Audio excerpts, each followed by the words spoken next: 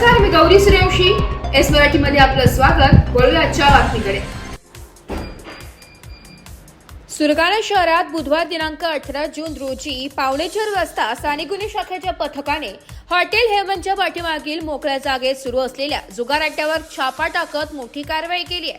या कारवाईत एकूण 73,450 रुपयांच्या किमतीचा मुद्देमाल जप्त करण्यात आला असून 2 संशयितांना ताब्यात घेण्यात आले. गुप्त माहितीनुसार सायंकाळी 4:45च्या सुमारास कारवाई करण्यात आली आहे. पथकाने छापा टाकला असता रोख 6,950, 2 मोबाईल फोन आणि 1 दुचाकी MH15 HA 5082 असा एकूण 73,450 किमतीचा मुद्देमाल हस्तगत करण्यात आलाय. या प्रकरणी हेमंत दत्ता वळवी वर्ष 20 राहणार देवीपाडा तालुका सुरगाणा आणि दिनेश पांडुरंग बोळावकर वय वर्ष 30 राहणार बनपाडा तालुका सुरगाणा यांना पोलिसांनी ताब्यात घेतलंय.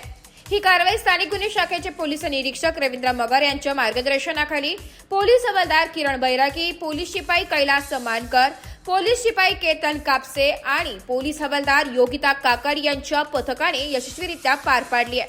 स्थानिक गुन्हे शाखेच्या या धडक कारवाईने परिसरात एकच खळबळ माजली असून जुगार खेळणाऱ्यांवर प्रशासनाचा वचक बसण्याची शक्यता व्यक्त होत आहे.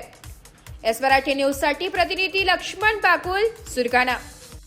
अशाच नवीन ताज्या घडामोडी जाणून घेण्यासाठी आमच्या एस मराठी न्यूज चॅनलला लाईक करा, शेअर करा, सबस्क्राईब करा आणि बेल आयकॉनला क्लिक करायला विसरू नका.